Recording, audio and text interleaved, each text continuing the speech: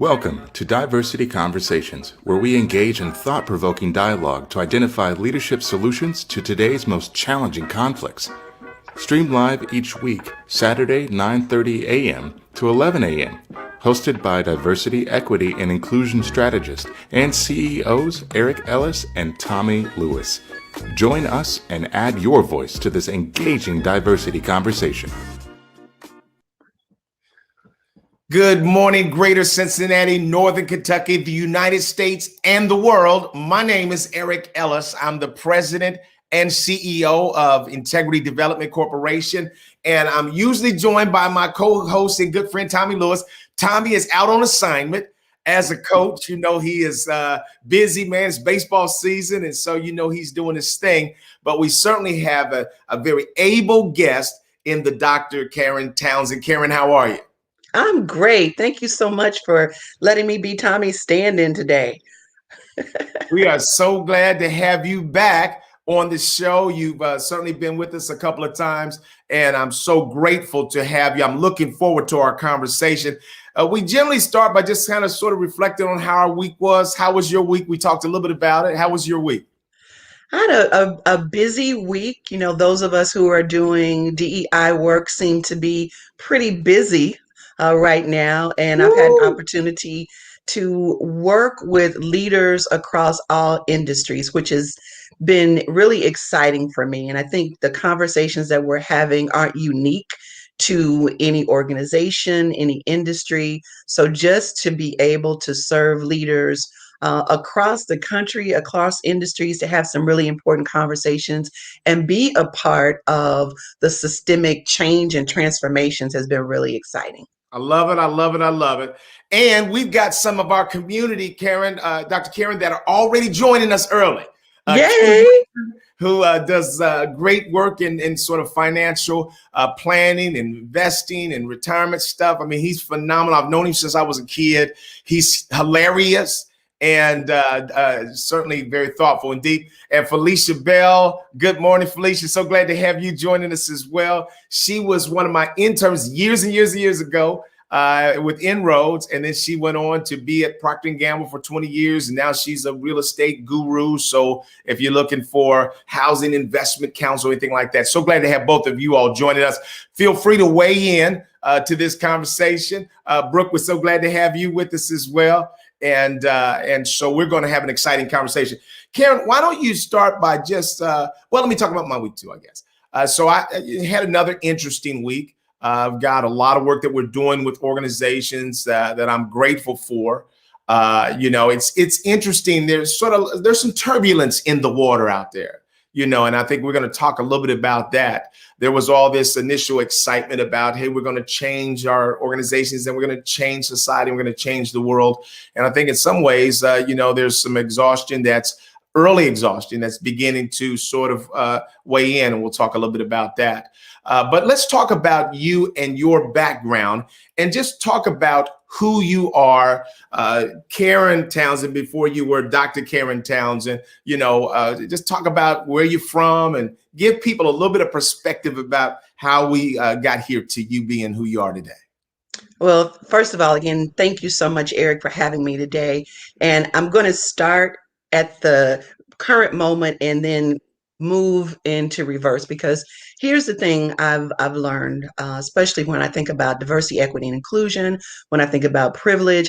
I am Dr. Karen Townsend. Mm-hmm. And I recognize that when Dr. Karen Townsend walks into a room, she gets a certain level of reception, a certain level of respect because of that title. But what I often share, and I think is equally as important, is I wasn't always Dr. Karen Townsend. Mm-hmm. And based on the world we live in, I should not even be with you today on this platform, because I started off as a poor Black girl living in the projects, being raised by a single mother on welfare.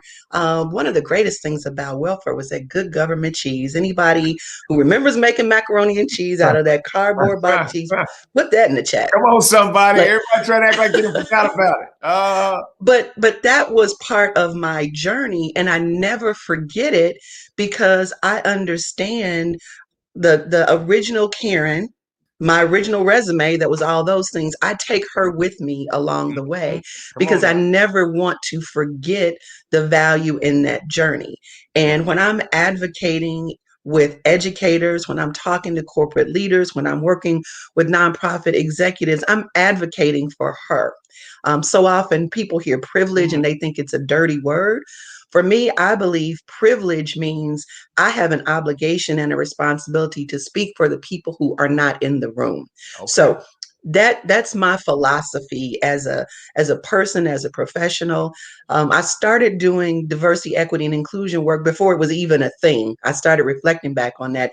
And you may remember, Eric, because you and I met when I was working at the Ohio State University Absolutely. in the Office of Minority Affairs. That's what we called it Absolutely. back then, Minority Right. Affairs. And, you Right. know, the name has changed from Multicultural Affairs, Diversity, Equity, and Inclusion, Belonging, whatever we call it, the issues are still relevant to this day.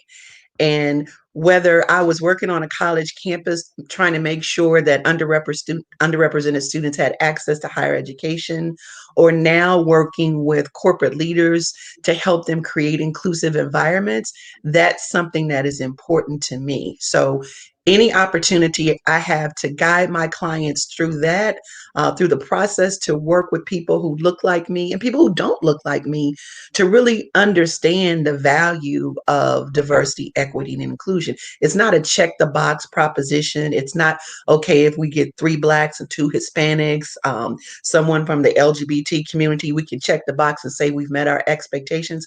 It's much more than that. It's how do we create organizations where everyone is not just represented, but feels as though they can make it in the organization. Right. Karen, let me ask you this. As I listen to you, and we've known each other for a long time, it oftentimes seems like there is a justice fire raging inside of you. There's something that says that we have got to make things fair and just. What was the spark that sort of lit that fuse in your life? That's a great question, Eric.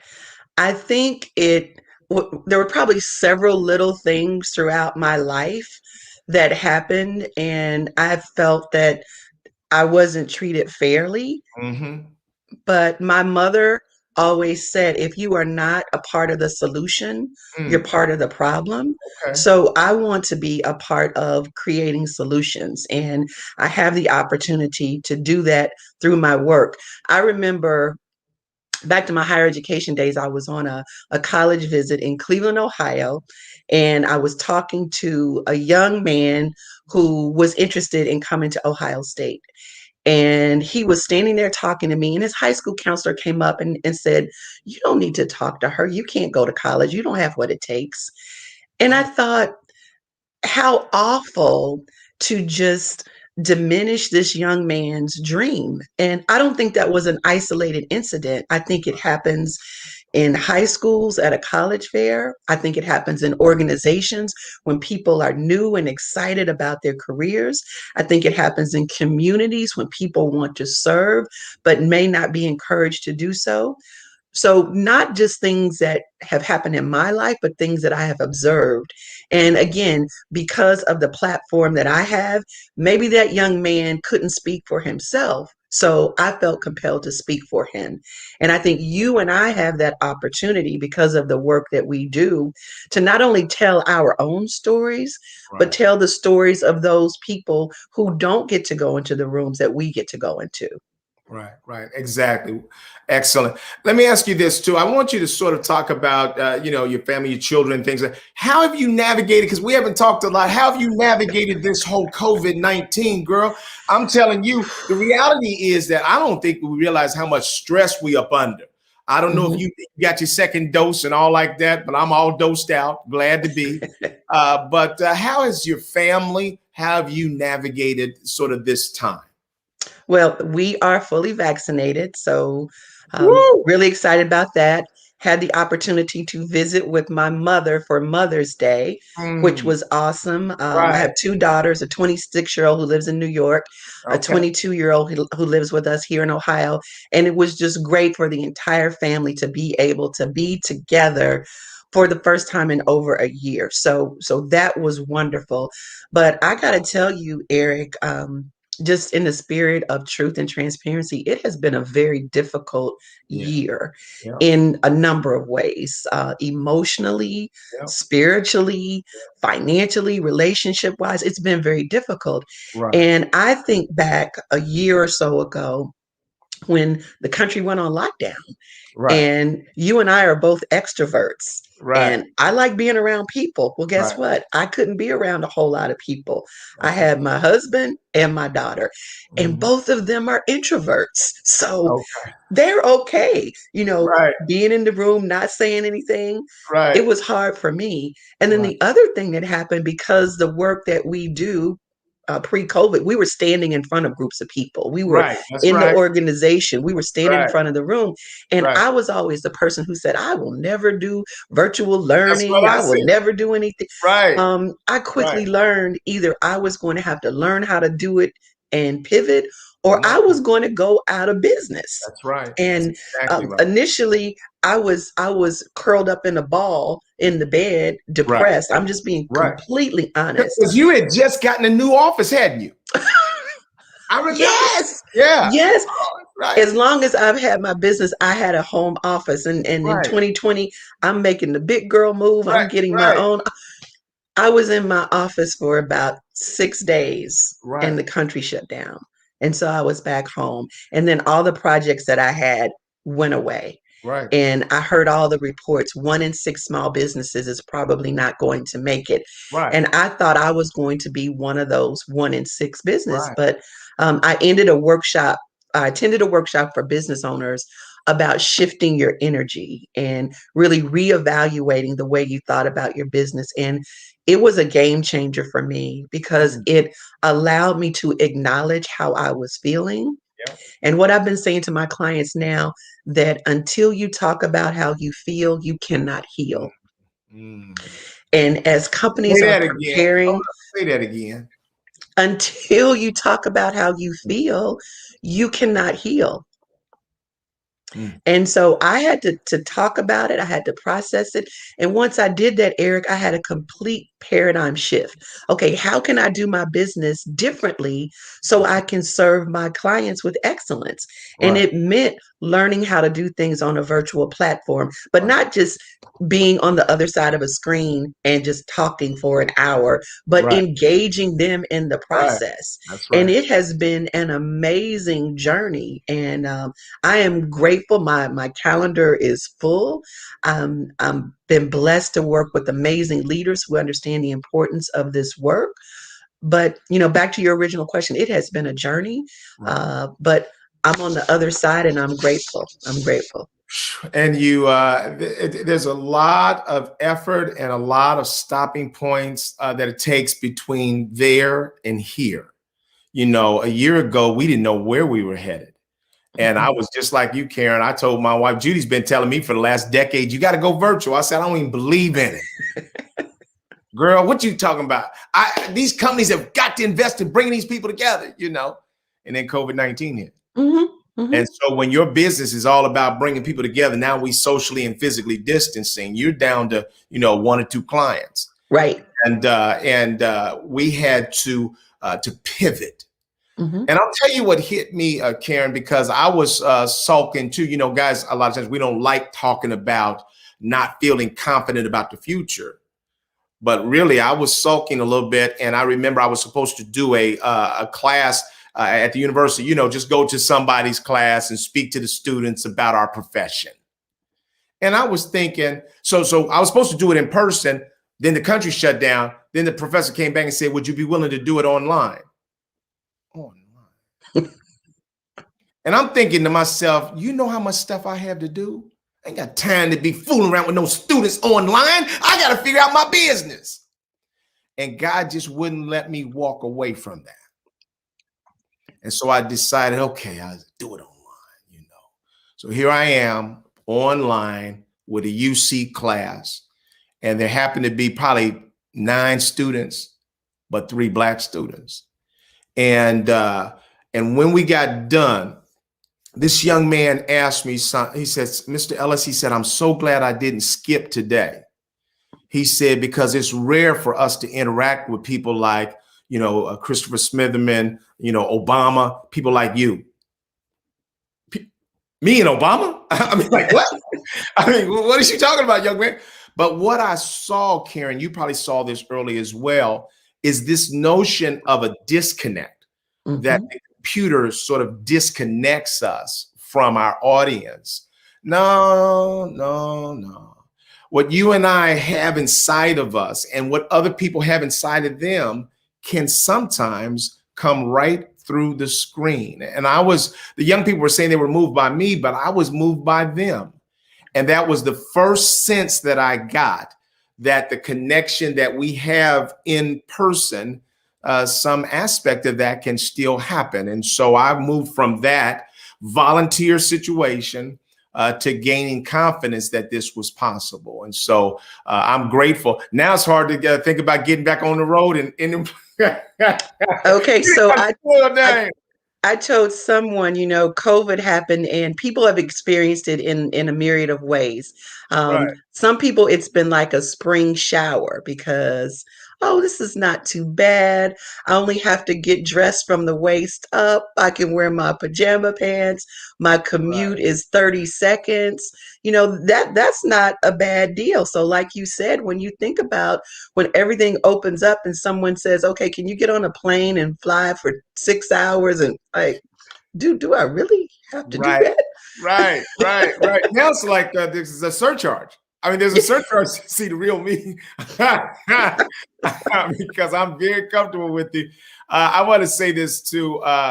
This is my good friend, Reggie Crane. Dr. Crane, good to have you joining us again today. I wanted to get this note up here before Kendall leaves. His book was released, May 18th. No, it's releasing May 18th.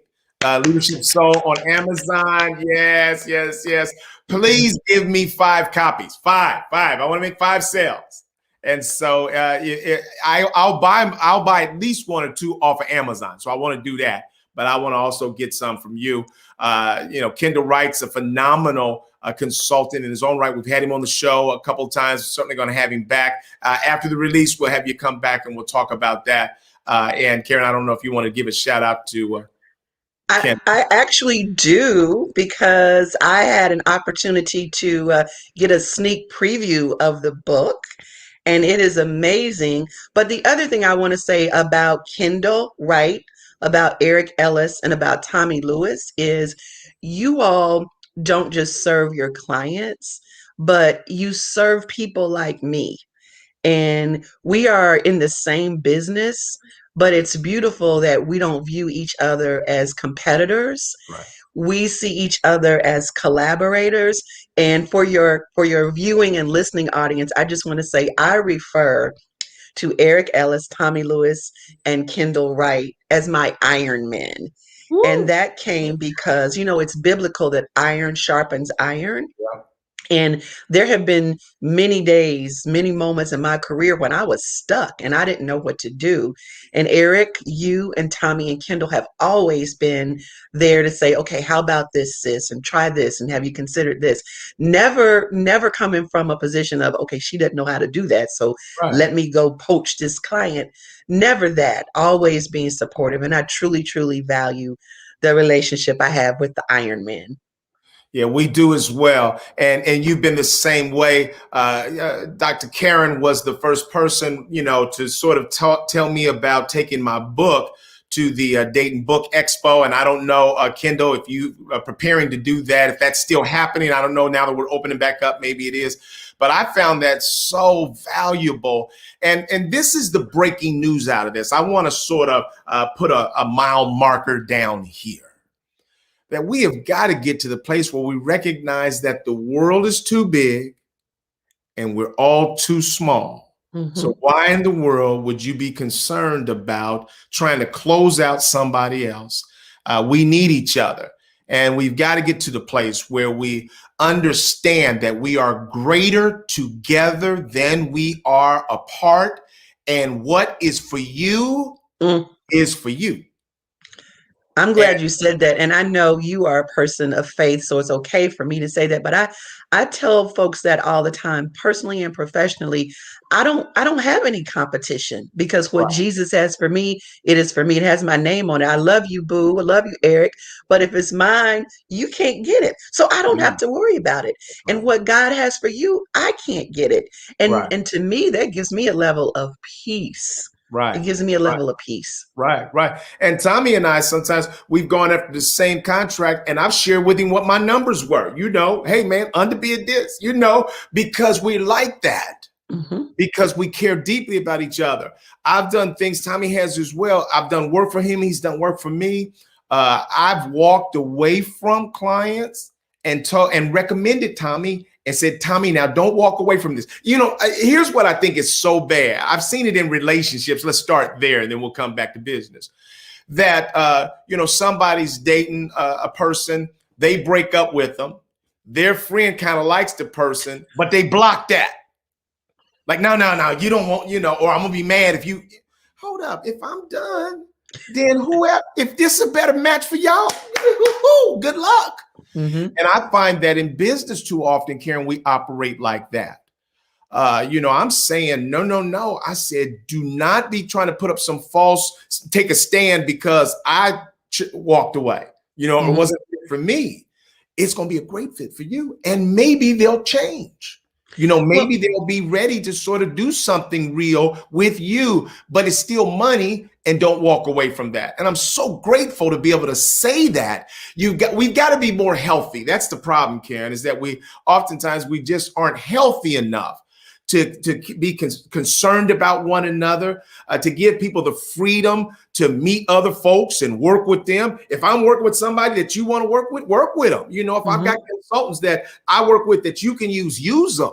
We got to stop just guard dogging everything and blocking each other in a world that's so broken and where the opportunities are limited. I've seen us sometimes get in a room in this town and close the door. Sometimes the biggest blocker sometimes can be people that look just like you, and that's not right. Absolutely, absolutely. Well, let's see. We've got a couple of people. I did want to again mention Dr. Reggie Crane. He is with the United States Air Force, and we're doing some work together. He's a great, great leader there, and we're doing some things together. I'm so glad, Reggie, that you decide to join us. Dr. Karen Townsend also does some work with Wright-Patterson Air Force Base there in Dayton. And Felicia, we're so glad to have you joining us. So here's what I wanted to do. The thing that the topic that we really wanted to zero in on today was sort of where people are. Where is DEI post George Floyd? And so I don't know if you have an opening thought about that. My question is, this is the question that most certainly diverse communities are asking. Is this simply a moment? In other words, is this a sort of a blip in a saga that hasn't changed much? Or are we in the midst of real transformation? I don't know if you want to start. So, Eric, I think that is a very important question. I think it's very timely. And I don't know if I have the answer, but I have a response that I want to share. Um, I am very concerned about whether or not what's happening right now is is going to continue. And I actually said to someone the other day, um, we've got about 2 more weeks of interest in diversity and inclusion. I see Okay. you're laughing, and I don't know if you're laughing because of you got a psychic idea of what I'm about to say, but what I've been saying is my concern is that on May 25th of this year, we're going to do this 1 year look back. And we'll say a year ago today, George Floyd died. Let me put a pin in it right there because when people say to me that George Floyd died, I have to remind them that you die of old age. That's right. That's right. You die of stage 4 cancer. You die of injuries sustained in a car accident. George Floyd did not die. George Floyd was murdered. Okay. Right. So we're going to have this retrospective that on May 25th, 2020, George Floyd lost his life. That's what people will say to make it more palatable. Then someone will say, and Derek Chauvin was convicted of his murder. So then I have this vision that somebody's going to come on an international public address system and say, you may now return to your regularly scheduled racial Mm. profiling, Right. systemic racism, Right. this, and I don't want that to be true, Eric. That's why I am doing as much work as I can, because I don't want this to be, okay, we did it, we done it, let's get back to what we've been doing. For some reason, I'm on Indeed's mailing list, Okay. and every day I get 6, 8, 10 announcements for diversity, equity, inclusion Right. jobs. Right. Same here. That wasn't happening 18 Right. months ago. That's right. But now all of a sudden, every organization is looking for a DEI professional, Right. which I'm kind of excited, but I'm kind of concerned. And a friend of mine shared an article with me called How to Hire and Lose a Chief Diversity Officer in 6 months. Okay. And it was all Woo. about how companies are on the bandwagon. We've got to have this DEI person, but the organization has not been set up for that person's success. That's They right. hire the person, but the person has no team. They Right. hire the person and the person has no budget. They Right. hire the person and the person doesn't report to the CEO. So, do we really want this person to be successful? Are we really committed to systemic change? Are we really open to doing what I'm encouraging my clients to do? Are we committed to assessing, engaging, and listening to the people who make up our organization so that we can truly become inclusive? Mm-hmm. So, that's where I am. And I don't even know if I answered your question. So, Yeah, no, no, no, no. That's excellent. That's excellent. So there's a lot of data out there that says that this is one of the hottest areas there is. Um, and so I think that we are right to be a little skeptical. What I would say is that, I keep quoting this data that Gallup did a study of full-time workers around the globe where they found that 85% of people don't like their jobs and 75% dislike their bosses. So that's before we ever open our mouths to talk about diversity and inclusion.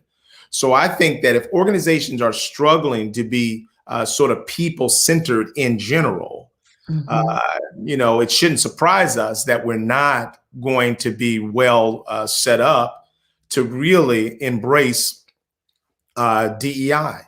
I would say we know that all people have bias. 90% of those that we operate out of are unconscious. Mhm. So that's part of the challenge. And we know that then, only 15% of people are self-aware. So you have the vast majority of people that are not self-aware, that are operating out of biases, that are unconscious, that are trying to now navigate a space that they never thought they had a problem in Mhm. because they're all good people. So you see that just is a blindness challenge, and they believe that they know who the providers are. They are people that are only interested in lowering standards to get people like them in. Because if the people had talent, then we already would have had them because we're wonderful people. So that creates some challenges for organizations trying to really move that needle.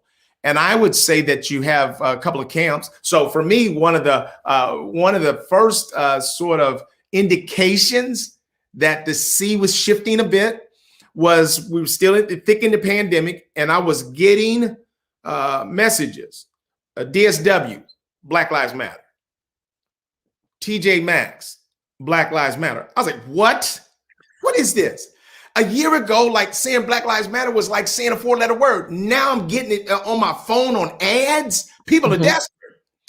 And so what we are seeing there for a minute was a lot of bumper stickers where everybody felt like they had to say something about Mhm. this thing and sort of use the R word if you could.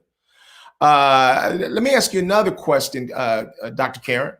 I would say that I'm going to ask you to react to this, but what about all the people that are trying to dive off into systemic racism? I think that people want to use the right words Uh, to make it appear as though they are committed to the cause, or as our children would say, to appear as though they're woke. okay. And what I want people to do is not just use the right words, but to do the right thing. Okay. And I had a client early on who called me and wanted to engage me in assisting him in writing um, a Black Lives Matter post Okay. for their corporate website. Okay. So I said, well, I appreciate you reaching out to me. Can you tell me what the impetus of this goal is? And he said, well, everything that's going on in the country, we just feel like we need to say Black Lives Matter. I said, all right, well, have you talked this over with your key leaders? And he said, no. Okay. Have you talked this over with your Black employees? And he said, no. I said, well, I'm a Black person and I'm glad that you want to make the statement that Black Lives Matter, but not everybody feels that way. Have you talked to your white employees? Well, no. I said, what I don't want you to do is an act of performative activism.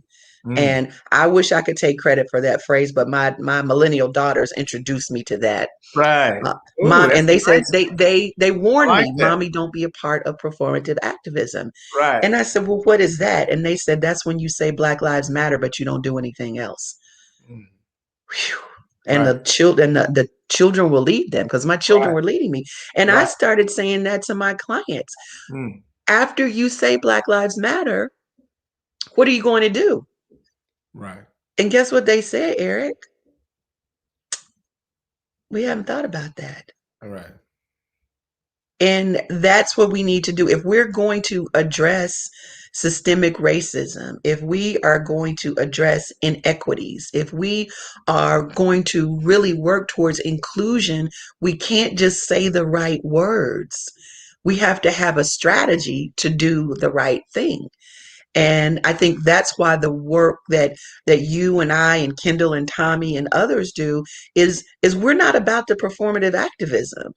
We're about helping you assess, engage, listen, and come up with a strategy to promote diversity, equity, and inclusion. So it's not just a moment in time, Right. but it's something that is going to be transformative and sustainable over time. Right. And I've gotten to the place where I'll tell organizations, hey, if you're not feeling this, don't do it. Mhm, Sit it out and just see how that works for you. mhm, Because I think that there's no need to doing things that you don't believe in. That's a waste of time. And I'll tell you that this last week, one of the things that was fascinating for me is I had a couple of leadership conversations where the leaders were really being very honest and transparent around. I mean, they could see because that's the first thing, Dr. Karen, is that a lot of times people just can't see. So you almost have to mhm, be thankful when you have eyes that can see things like, hey, we got real problems. All of us have biases. They're operating every day. I mean, we don't even know where to start. I mean, when you're saying stuff like that, wow, kudos to you. People being able to recognize that we mhm, talk about the people from Switzerland, we talk about the ones from Mexico. This is what we do. Thank you. Now you're being human beings. We can mhm, work with that. But if everybody is their mother was a Sunday school teacher, their father was a pastor or something like that, if everybody is there, then we got nothing to work on. I've always learned to just be open to everybody. Okay, we got nothing to work on. mhm, And I find that, I had one client that the leaders were Japanese and we were talking and they were saying, Eric, we want people to understand that we're not really, we're about profit, not diversity. I said, well, you can't really be about profit without being about diversity. I said, to get to profit, you actually have to. And I had to share with them because they had sort of an open, listening session. All the employees get to weigh in, and many of the African Americans were like, "Hey, there's none of us represented anywhere at the top. When you all walk into a room and you see everybody look, nobody look like me, don't you get like in that issue for you?" And so they were kind of upset that, they thought that people were hyper focused on diversity. And I'll tell you, I said, what you need to understand is that if you said that to African-American employees, they would say to you, we're about profit as well. That's why we're saying, stop holding us back. Mm-hmm. I mean, that's the thing that people don't realize is that I think this whole thing of lowering the standards, in your view, where does that come from? That comes from stories that we've heard over the years that certain groups aren't as good as. And I think it's an unconscious bias, as you spoke about. I had a client just last week who challenged me on the work I had been asked to do in their organization, and he actually said to me, "Well, we don't. Are you trying to transform our organization? Are you trying to change us? And we don't mind hiring diverse candidates, but we don't want to lower our standards." And it takes me back, Eric. Remember, you and I both are old enough to remember this, when there would be a job posting. And at the end of the posting, it would say, qualified minorities encouraged to apply. Right. Do you remember that? Yeah, absolutely. Yeah. And They're so still writing them. I'm still seeing it. yeah. And so when you say qualified minorities encouraged to apply, the supposition is that as a minority, I'm not qualified, because I've never seen a job posting that says qualified whites encouraged to apply. Right. And therein lies this, unconscious bias, because I know whoever wrote that job posting and paid for that ad to be listed, they didn't think of themselves as biased or prejudiced. They probably thought they were doing the right thing. Right. Right. But if we go into situations and we assume that diversity means I've got to lower my standards, then you're really putting your organization at a disadvantage. Right. Diversity can do so much for your organization because it brings different perspectives and different ideas, and we don't know it all. Right. Right.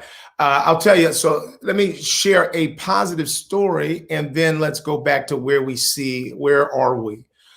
So I'm working with a client, and so instead of sort of doing, we work with organizations in phases. So one of the things I say to people is, look, I say, you're going to hear from every consultant that you ever interact with. They're going to say change takes time. So you got to be willing to work with these issues over time to create systemic change.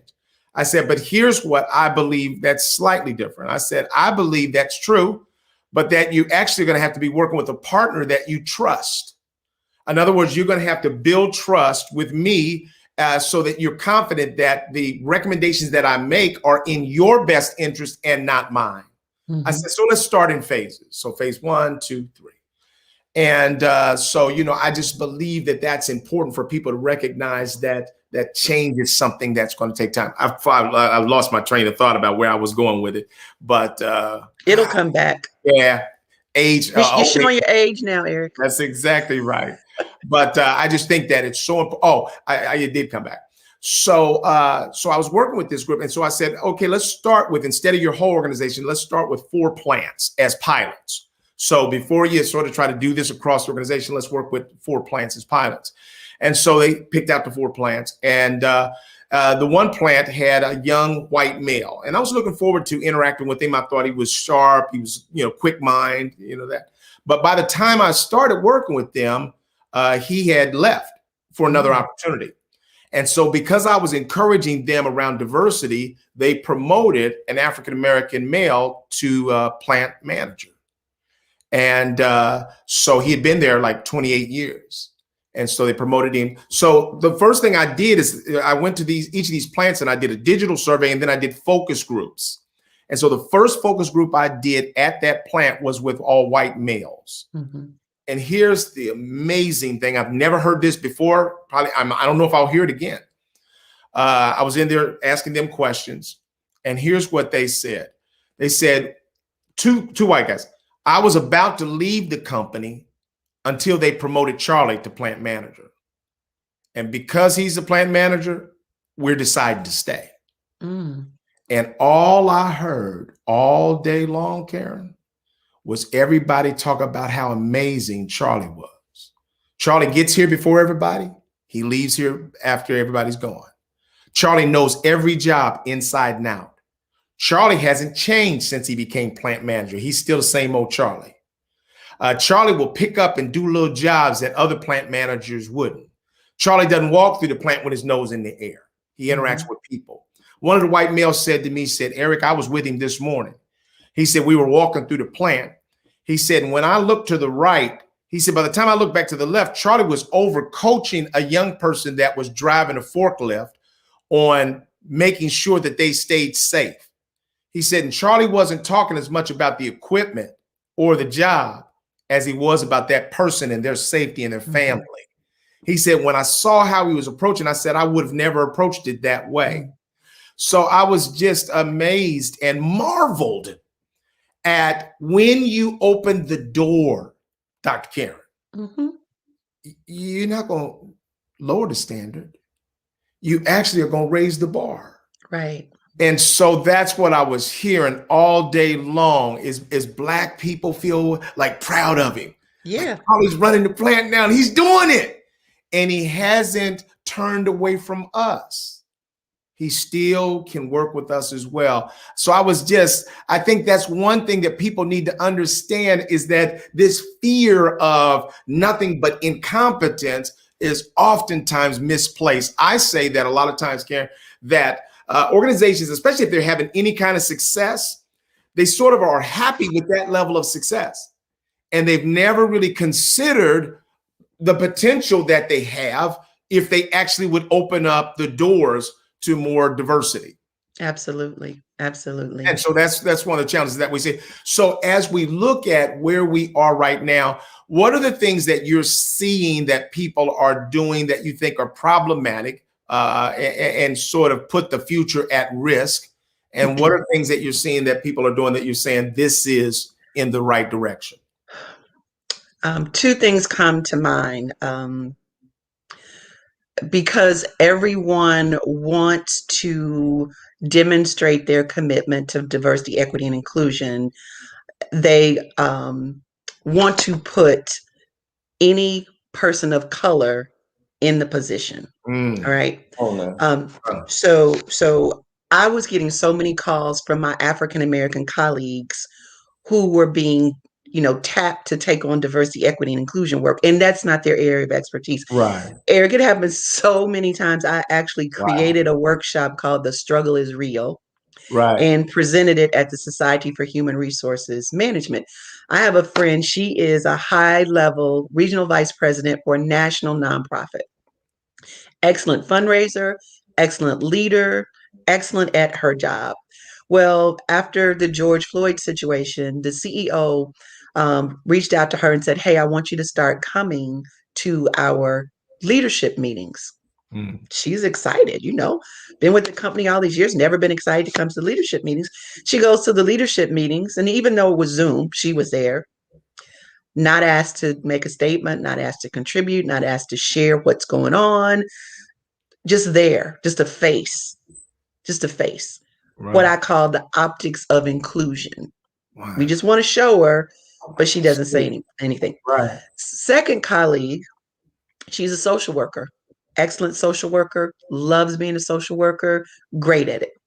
Her boss says, we need you to do a diversity presentation at our next leadership meeting. She's like, I don't know how to do that. Well, you can do it. We believe in you. You can do it. Right. So she tried her very best, Eric, but she didn't do well because that's not what she does. Right. It blew up in her face. Yeah. colleagues all mad at her. Yeah. Landmines Now everywhere. nobody wants to talk about diversity, equity, and inclusion. And so I was sharing with these leaders, I'm Dr. Karen Townsend, Eric. But Right. if there's a 12-car pileup on I-75, You can't help with you that. know, UC Health should not call me and say, hey, we need you to come in and do cardiothoracic surgery. I'm not that kind of doctor. Right. And when you just put any person of color in the DEI position, you're doing a disservice to them. You're doing a disservice to your organization. If you are committed to this work, if you are committed to seeing your organization move forward, hire a person with expertise. If you don't have anyone internally, that's what we're here to do. We can help you with that. This is what we do. So that's the first challenge that's concerning to me, that we'll just pluck any person of color and say you are now the diversity person. Right. The Uh, other thing the go other ahead. thing I see is companies saying, okay, we're gonna do diversity training. You know, let's come in and do a day of diversity training. Not one of my clients that I have on my roster have I ever started with training, because people need to have an understanding of what we're coming to do, and we need to know who they are. I, like you, Eric, always lead with focus groups because I need to understand what your pain points are, what your challenges are, what your perspectives are, and then create a program around that. I believe that people will support what they help to create, and if they are part of the co-creation through focus groups and surveys, then when they ultimately show up for the training, they already know who we are. We're not this unknown entity, and they're more likely to be engaged and open to the training that we have to offer. Right. And I see so organizations that are focused heavily on recruitment. So what we are seeing, if we look at sort of the question of where are we? Is this a moment in time? And are we going to, after our year anniversary, are we going to sort of magically say, okay, back to business as usual? I don't think so. I think that we are seeing a sea change in this regard. I just believe that the millennials ain't having it. They're not having it. And that, I mean, you can get all white class of millennials and they be talking about this is too white. I mean, Mhm. they'll be saying, where's the color? I mean, so what we're seeing right now is that, and these young people don't care about the job. They don't care. They just as soon protest and be at home, you know. Mhm. And so and they're active on social media. So whatever you are doing is going to be exposed. Everybody's putting demands on companies. And now they're asking the standard has become transparency.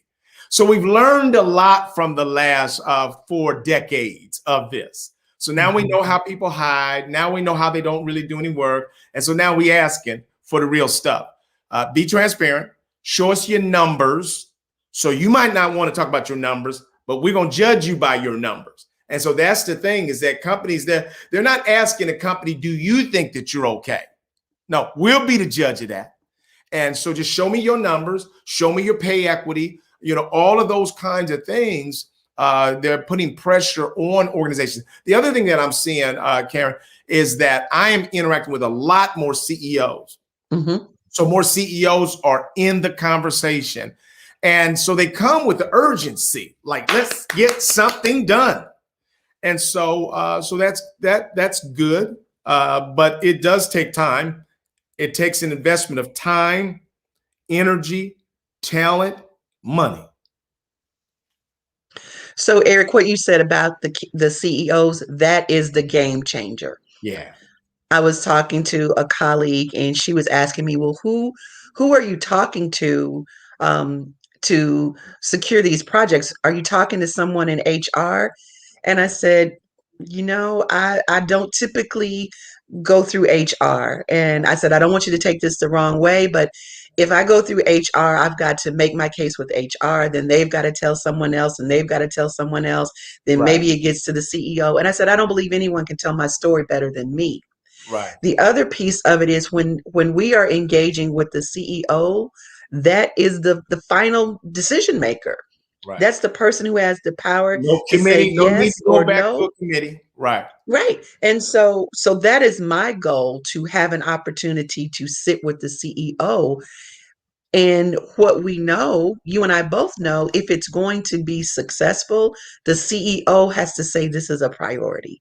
It's Right. not just an HR initiative. It's not just a response to what happened in Minneapolis. It is part of what we want to do to move our business forward. Right. Right. And I would say that so a lot of misplaced anger gets pushed onto mid-level managers. Mhm. And there are a lot of people that are doing workshops and saying that's really where the stoppage is. It's in the mid-level manager. No, no, no, no, no, no. Mhm. Mid-level managers only do what leadership tells them to do. And so when the leadership has really got this, then they also are wise enough. They understand how to get stuff done. They Mhm. understand how to make you accountable for the stuff I really care about, because I'm asking about it all the time and I'm measuring it. And so when leadership starts putting pressure on the organization to change, that organization changes. Mhm. If the leadership is just doing committees outside the company and doing speeches, but not really creating requirements and accountabilities of themselves and within their organization, nothing much changes. So I think that having the leader involved, and I'm going to be really honest, some of the leaders that I'm working with are really awesome people that are really committed to trying to do the right things. And they're taking counsel. They're saying, Mhm. look, I don't know. And I'm saying, now let me help you, because I want to make sure you don't step in some stuff in an overzealous way, that you Mhm. start creating backlash where that's not necessary. But I would say also, there are a lot of people that just think you can do this on free as well, that this shouldn't have a cost to it. And I'll tell you, I tell organizations that when we were coming up, Karen, if you said to somebody that you had a job for commission, well, that wasn't no job at all. But I do the job that we do right now. I do it on commission. You give me 5% or 10% of what I can save you or make you by dealing with improving your DEI systems and processes. We'd be, both of us, we'd be very, very wealthy if we Mhm. got a cut of that. But oftentimes, too many organizations don't think that you have to invest in this, and certainly you do. Right. Well, and I think, I don't know if you've experienced, but sometimes people want you to come and share your wisdom, your knowledge, your, you know, 30 plus years of experience. Um, just come talk to us with no compensation, with no, Yeah, we bring value. yeah, yeah. And I think we have to help people understand the value that we bring. And I've had to have that conversation a couple of times. I choose not to, but I think that sometimes people just come. They're looking for somebody to be a speaker on this. The thing that I really work on is trying to avoid being upset when people are asking for things because they don't know anything. Hmm. And you really have to, from a faith standpoint, I have to be reminded of how God looks at me, and all the mistakes that I perpetually make. God still makes, gives me grace and makes room for my humanity. So one of the things that I always want to be open to is making room for people's humanity. But I'm also seeing, I'll tell you, when you said this earlier, I couldn't believe that lightning could strike in the same place twice. But I've got a client where the woman that's heading diversity, they don't have any diversity, people of color on their leadership team. And somebody literally came to her and said, could you tell me your story again so I can share it at the executive leadership? I mean, you don't even want to trust the person to come there to tell their own story, Hmm. Hmm. but it's a good story, so somebody needs to tell it. Those are ugly truths. And I'll tell you that I think the other thing that I'm trying to do is watch out from saving leaders from their own truth Hmm. and the repercussions of it. Hmm. I think sometimes you have to say, "Hey, sounds good to me." And I've said that on occasion, but I've said this. I said, "Now I can tell you what the response is going to be. I said, but listening to you, I think you feel so strongly that it's not right to not own that. Right.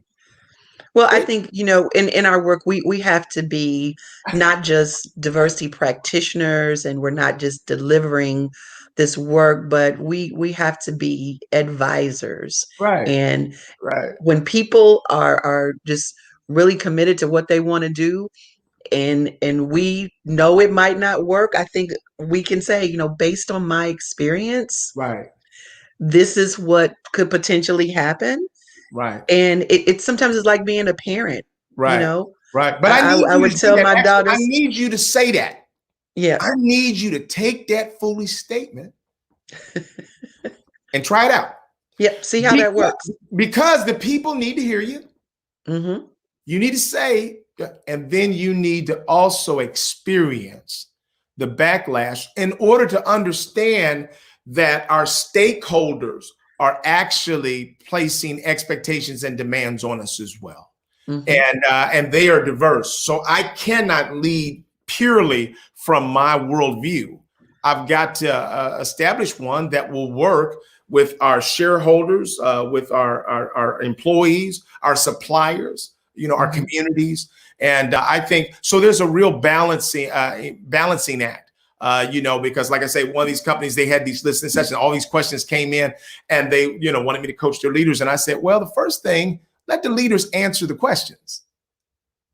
I can help, but let them answer the questions, because some of these questions are real doozies, and you don't want to just craft a response. You Hmm. want to say, what do we believe? What exists?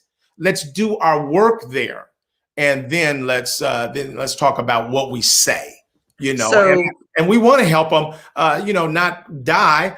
But we also want to make sure that they are transparent around the values that they truly have. well, and that's key. I was talking to a friend of mine a couple of weeks ago, and she was really frustrated because her organizations keep saying, we value diversity, we value diversity, we value diversity.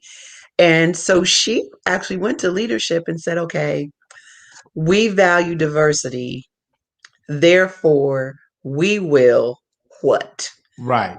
And I said, ooh, I Uh, like that, because uh-huh. it's easy to say we value diversity. Well, what does that look like? Right. What does that mean? Right. Are we just making statements? Is it just performative activism? Right. But we value diversity, therefore we will. Now you fill in the blank. Right. Right. And when you leave that blank just kind of sitting in the air, it's like, ooh, Right. I guess Right. I guess we really have to do Right. something. Right. So here's what I know. You and I've been doing this work long enough. Here's what I know is that people can genuinely be ignorant Oh yeah. of the truth. And so what I find is that because all that unconscious stuff, and because you've been telling yourself all these wonderful stories about who you were, oftentimes they have no clue what's really going on. So they don't really know what to do. And so I go back to the University of Wisconsin study that says there are 3 steps that you have to engage in order to bring down long-term unconscious bias in measurable ways. Number 1, you have to increase people's awareness of inequity. How does it manifest itself in society? How does it manifest itself in our organization, my department, and me? Hmm. So that's a challenge right by itself there, Dr. Hmm. Karen, is that oftentimes HR and legal are trying to hold down what we know about how inequity Yes. manifests itself. And so I say it like this. So when you give me the traditional white male that's sitting in a diversity training class and asking, now, why again am I here? I said, I agree with him.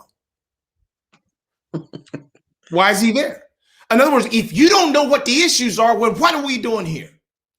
And so I would say that that's the first thing we have to do is we have to really do our work on understanding how inequity. Now, what I say to people to make that pill go down a little easier is that the mechanics of discrimination are the same. Mm. Whether you're talking about departmental discrimination or location or level or corporate headquarters versus satellites, or gender, race, sexual orientation. The mechanics are the same. The fundamentals of in-group privilege and out-group is the same. I said it just weighs differently based upon who you are. And what I find is that organizations don't know much about any of those. And so my whole thing is, what is it costing you to not? So you want to ultimately remove barriers so that all people can rise to the level of their talent, skill, and ability. And one of the ones I love using, because I think you got to go left to go right sometimes. So I'll say to them, well, let's like a merger. Like, say if you buy another company. I said, here's what conversation one sounds like. Hey, we're so glad to have you all as a part of our team. We're really proud of you all. We don't see ourselves as making a lot of changes at all. We really appreciate a lot about what you all do. And we see this is going to be a wonderful partnership. That's conversation number one. By conversation number three, we won, you lost. This is how we do things. It's the same stuff. And the problem is you haven't investigated them well enough to understand actually what they do and how they do it. Because if you did, you might find that some of their systems and practices might be things that you need to adopt. That's the same thing that we're dealing with.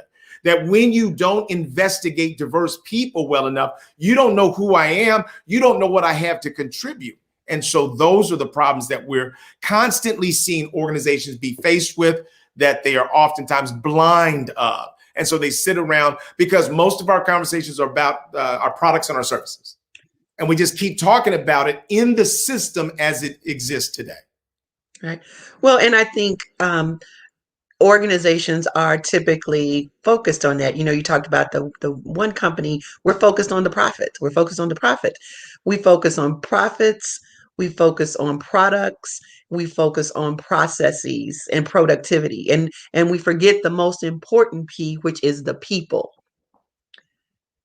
And Right. if we would be thoughtful enough to consider the impact of our people on all that we do and all the people, we would see increases in our profitability and productivity. Our processes would be more efficient and effective. And I don't know if you've talked about this ever on the show, Eric, but just the whole business case for diversity and, the Harvard study, that's it. Are we only going to listen to a few voices, or are we going to listen to all the voices? Right. And so I don't know about you, but there's a few things that make me go red. So here's what I tell people. This is the beauty of age. So when I was a young person, I didn't know how I'd feel when I get older. Now I do. So now I decide, here's the decision I make a lot of times, Karen.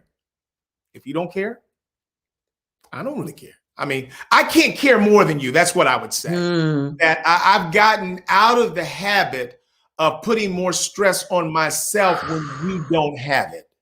So if you're not really working that hard, then let's work on the things that you think that you want to do. But one of the things that makes me go red still is where you say, well, we're really, our real priorities are the business priorities, and really, our profit and our business growth, that's our number one focus. I mean, it just sends me red, and I have to just hold my seat and just hold the peas in my mouth, because everything's screaming at me. What are you saying?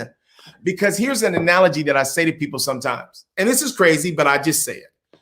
I said, I would suggest to you that the greediest business owner in the world, they have to be really, really, truly greedy. In other words, they'd have to want to make all the money. I said, because if they did, then they would focus on diversity. If they wanted all the money. I said, but if they didn't want all the money, then they could bring on a brother-in-law, a cousin, sister, anybody to do the job. I said, but if you really wanted to make all the money, if you wanted your people to do their very best, then you would treat them with kindness. You would respect them. You would pay them well. You would make sure that they're doing it. Why? Because I want them to do the very best. So if this finger is a person, and I have from 0 to 100% of their contribution, their productivity, that's going to go up as I do the things that drive that up. That would mean, I said, now, if the greediest person in the world would be focused on diversity and inclusion, what does that mean about the rest of us? And so it throws them, because I just want to sear into people's thinking this notion of that profit and success is not the opposite of diversity. No. That the only way you get truly to profit and success is by really taking care of your greatest asset, which is your people. And as soon as I decide that we want to bring you on board, then I probably should make the decision that I want to get the most that we can out of you. And that means discovering who you are and what you like and what makes you tick, all of that. The reason why, Dr. Karen, I am interested in the people that work for me, giving me critical feedback, is because I want to be better. Well, and I think when you open that door to your people, not only are you better, but they get to be better and the organization gets to be better. That's right. So I'm working with a leader, not around diversity per se, but everything for me has a diversity element. And this leader was just feeling really overwhelmed with everything that had to happen, but didn't really trust the people around them to do new things. Right. And I said, I want you to try an experiment next week. When you have your team meeting, I want you to ask your team members this question. What is one thing that you would love to do for the organization that you've never been asked to do? And so the leader was like, really? You want me to ask that? Yeah, just let's do it as an Ooh, experiment. I love that question. Love it. So the leader goes into the meeting and says, hey, we've got all these projects coming up. Is there anything that you would like to do that you've never been asked to do? Hands go up. Well, I would like to take on more responsibilities in marketing. Well, I would like to take on more responsibility. So in the course of a 45-minute meeting, 3 people raised their hands about things they wanted to do but had never been asked to do. So number 1, it took those 3 things off the leader's plate. Right. Number 2, it allowed 3 people to do something new for the organization. And within 30 days, they had done those projects with excellence, Right. in a way that had never been done before. Right. Right. Because they were invited, they were Right. asked, they were engaged, and they were encouraged. Right. What if all our organizational leaders did that? Right. There's what an would article, the impact be? That's exactly right. There's an article that talks about sort of the 6 reasons why people work. And it basically says that why people work shapes how they work. And there are 3 reasons that drive up motivation and performance, and 3 that drive down motivation and performance. When people, when their work feels like play, their motivation is high, their performance is high. When their work has purpose to it, their motivation is high, their performance is high. And when their work has potential. When their work, when why they work is because of emotional pressure. People say, I can't resign. Nobody else can do this. Economic pressure. I'm just trying to pay the bills. That's why I work. Or just inertia. Some people get up, they don't even know why, they just on autopilot, they just show up.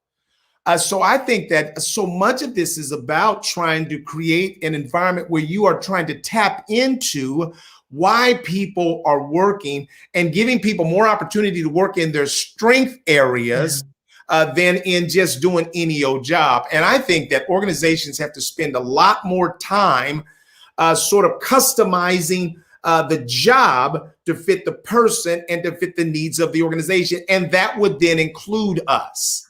And I think that right now, the jury's still out on whether organizations are going to get it, that the people are not only our greatest asset, but they have the answers. And as we open ourselves up to this beautiful mosaic of talent, then we know from research that diverse teams outperform homogeneous teams that are even have slightly more talent. And so what this reminds me of, Dr. Karen? Professional sports.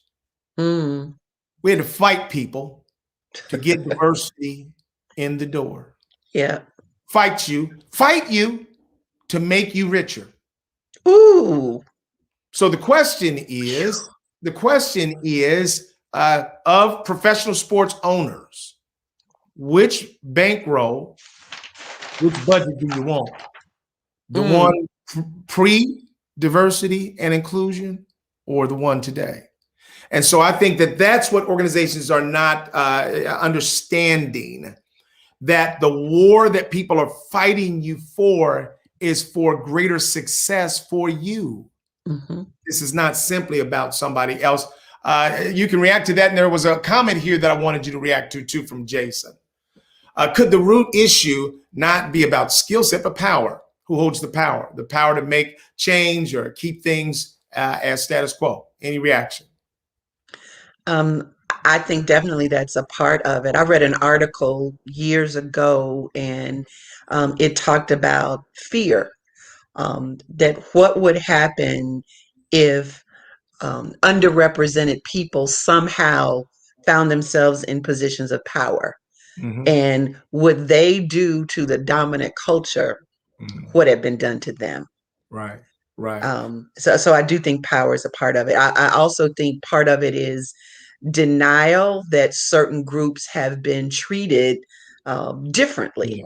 Yeah, yeah, yeah. We do work with Jane Elliott's materials around brown eye, blue eyes, and she's amazing to me because she's in her 80s and she's still doing this work. I don't know if I told you, Eric, but she and I have become friends, Okay, and we email each other back and forth quite a bit. that's special. And one of the questions she asked in a group, she's probably done it many times, is um, we always want to say that everyone is treated equally. But if you, as a white person, had the opportunity tomorrow to decide if you wanted to wake up white or black, stand up if you would want to wake up black, knowing the way black people are treated in this country. Hmm. Just a question. Right, Just a question. And I right, think that speaks to the power dynamics. I think it speaks to the way there's disparate treatment of people in our country, and what would happen if there was a power shift. right. What would And so, happen? right. So one of the things that I see then, bringing that point even back to our conversation, is that many organizations right now that are being pressed to focus on diversifying their numbers. I don't know about you, but I see maybe 7 out of 10 or 8 out of 10 that want to start from the bottom and sort of grow diversity from the bottom. And I say to them, one of the questions that I ask organizations is, do you promote strictly from within, or do you promote strictly from outside, or do you do a hybrid? Hmm. And most of them say it's a hybrid. So I say, if it is a hybrid, then why are you focusing simply on trying to grow your diverse talent from the bottom? Because it is about power. And Hmm. sometimes we don't want to shift, because if you start bringing people in at higher levels, then that puts all of us in jeopardy. Hmm. And I think that that's a mistake. If the research says that one of the best ways to improve our diverse representation is by increasing diversity on our hiring panels and our promotion panels, Hmm. then to some extent we have to have more diversity. So if we get more diversity in places of power, that will automatically help us to increase our diversity. I think that people sometimes struggle with that. Well, I think that when we're talking about diversity, equity, and inclusion in our organizations, I think we have to really look at our organizations at every level. I'm sure you've probably had the experience, Eric, when people say, well, 30% of our workforce is minority, or 40%. My question is, well, that's wonderful. Tell me where they are. Right, Because if they're all at the entry level, and for whatever reason they never seem to ascend to management or leadership, for me that's curious, that's interesting. If 40% of your workforce is diverse candidates, but 100% of your leadership is not, right. what is the message to me as that entry level diverse candidate? Can I Right. make it here? Can I grow here? Is there a place for me? Representation matters. And I think Right. we have to ask ourselves, why do we have diversity at one part of our organization, but not at all parts? So I've got a client that their workforce is over 70% people of color. Their executive leadership is 100% white. Mhm. Their clients are 90% people of color. How do you get there and not somebody look around and say, there's something wrong about this picture? And I think that the good news is, here's the good news. The good news is that the marketplace is going to right that wrong, Mhm. and that your time is growing short on your ability to sustain that model. Nobody, here's what they said. The jig is up.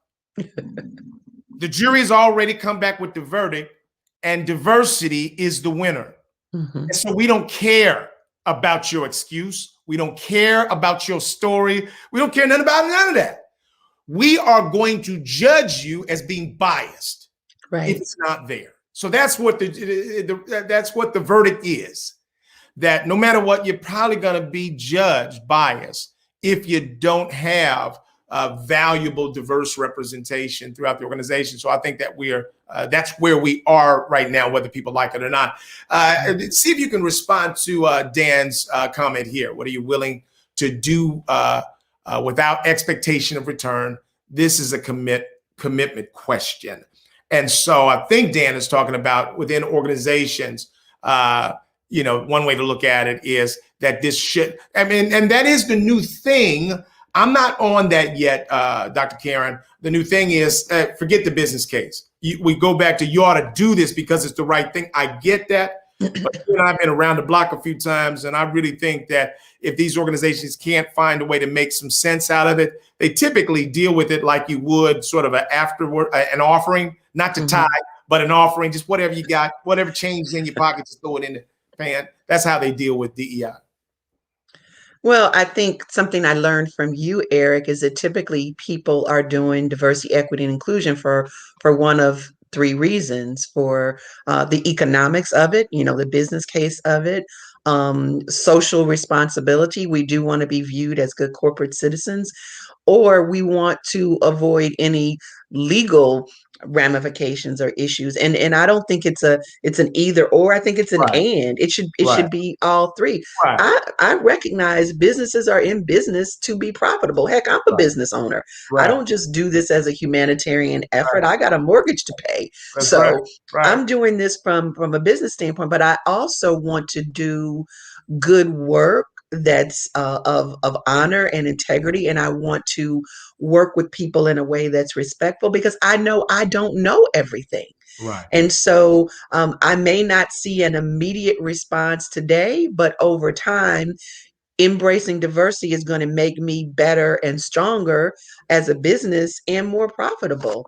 But if we're going to say, well, we're going to try this for a year, May 25th to May 25th, and see how it right, works out. And if it doesn't work out, well, we tried it. So we're going back to business as unusual. That's my new class I'm creating. Um, we have to give things time. And we also have to measure it beyond just a profit and loss statement. We measure it based on the people in our organizations who are engaged or disengaged. We right. measure it by people's level of commitment and enthusiasm around the work that they're doing. So it's not an either or proposition. It's and. Right.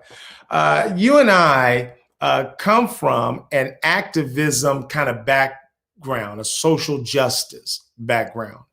And that still lives in me today. And it informs the ways that I even work with some of my clients. So I've got a couple of clients where I've said, so a university came to me and asked me to sort of mediate a conversation between the president and the students of color and their demands. And I said, well, I wanted to talk to the students first Mhm. before I was on the payroll of the university. And they were like, well, we don't, recommend that. I said, well, I don't work for you right now. And so they said, well, what's the upside? I said, well, the upside is that they may see me as a sort of a balanced, fair arbiter. They might even see me as a mentor or a father.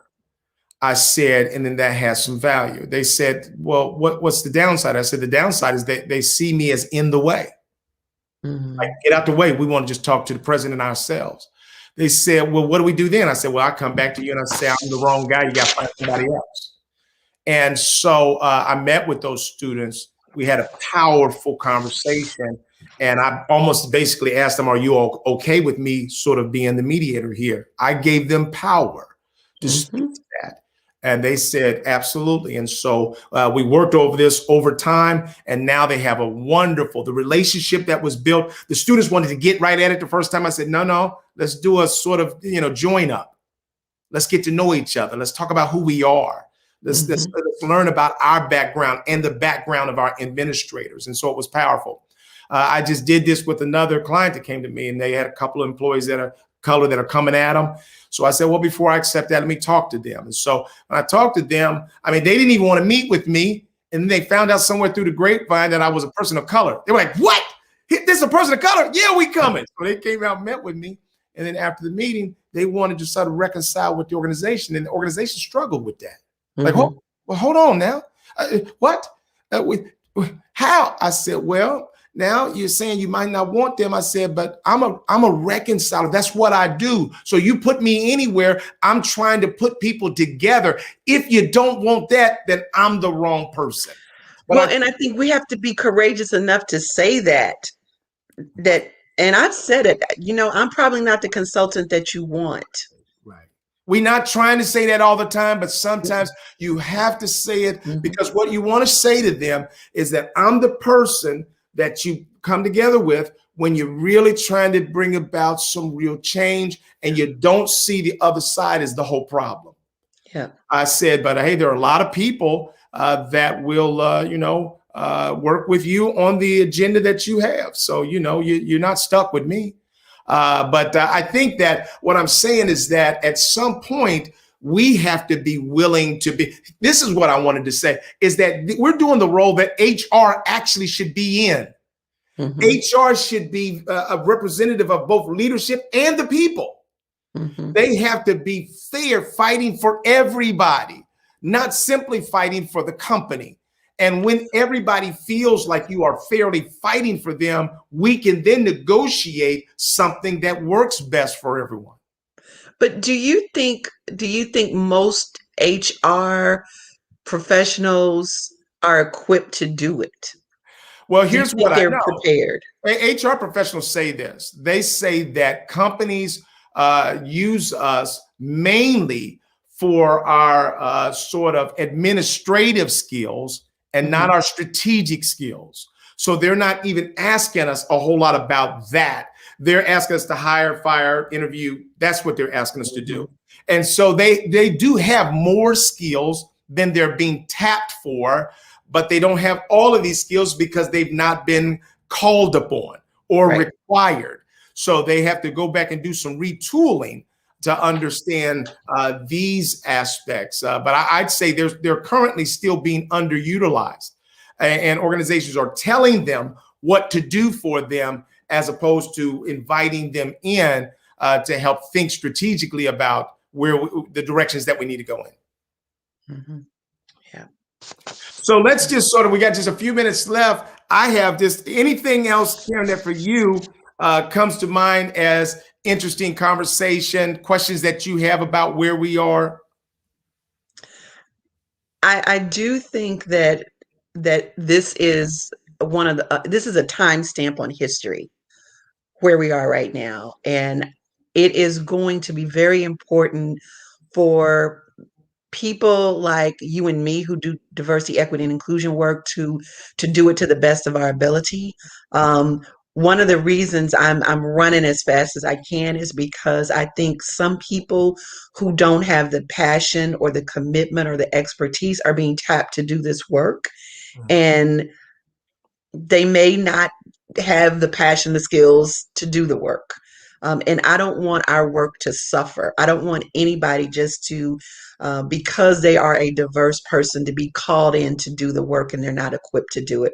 I think it puts them in a bad situation and it puts organizations in a bad situation. So I applaud you for creating this forum to have these conversations with people who might not otherwise be exposed to your thought leadership. I think moving forward, it needs to be not just people who are doing diversity, equity, and inclusion work, but people who are in organizations, to give them the words to say or the courage to call upon their leaders, their managers or supervisors about what they need in order to fully contribute to the success of the organization. Because I don't believe that most people go to work to be slackers. I don't think most people go to work and want to be viewed as, unqualified or incapable. I think everybody wants to win. And the way our organizations win is when we empower the people to win. And for all too often, in too many situations, there are only certain groups of people who have been equipped and empowered to win. And then those are the people who get to ascend to the highest levels. So I want to challenge leaders to look around their organizations and ask themselves the questions: who are those people who haven't been fully engaged, and what can we do to get them engaged? And if you are a member of an organization and you don't feel like you have been given those opportunities to courageously raise your hand and say, I want to contribute at the highest levels. And I think there have to be some conversations, from the top and the middle and the bottom. And that's where we can truly leverage the diversity of organizations. Thank you for that, Karen. I agree with you 100%. I would say that leaders within organizations have to begin to imagine a future that is stronger, better, and more successful because of diversity, equity, and inclusion, Mm-hmm. versus weaker and less capable. And if you're looking for any evidence to support that, all you have to do is look at how many companies who were not ready for the remote workplace, who were 5 to 10 years away from it, but they got forced into it because of COVID-19. Mm-hmm.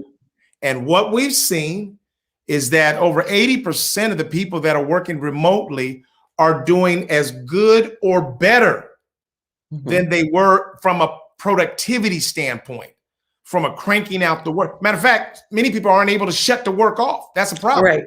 Right. They're not even able to shut it off. So they're at home working themselves to death. You got probably 10% that went home and were slackers, but I would argue that was the same 10% that was slacking in the office. Anyway. So organizations couldn't imagine that their work could continue and that people could be trusted.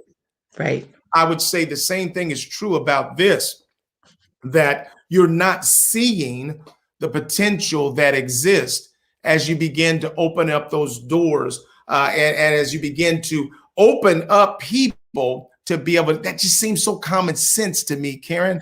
But Eric, I believe you said this to me once. Common sense doesn't always lead to common action. Right. Well, I want to thank you for stopping by this way this morning. Brilliant thought leader. How can people get in touch with you, Dr. Karen, if they're interested in follow-up conversations or utilizing your services? How can they contact you? I'm at drkarentownsend.com. Our website is being updated, but if you visit, you can put in your contact information and I will be happy to respond to you and just be a part of helping you be successful. Excellent, excellent. Well, thank you for investing your brilliance and your time in this conversation this morning. We'll continue on. I'll be following up with you as we compare notes and try to make a difference in the world around us. We want to thank you all that have chosen to be active participants in our community. We love you. We love you. We love you. We're so appreciative. If you have some people that you think we ought to have on, make sure you reach out to me and let me know, because we're always interested in inviting as many people as possible into these diversity conversations. Take care. Have a great week. Thanks, Eric. Yep.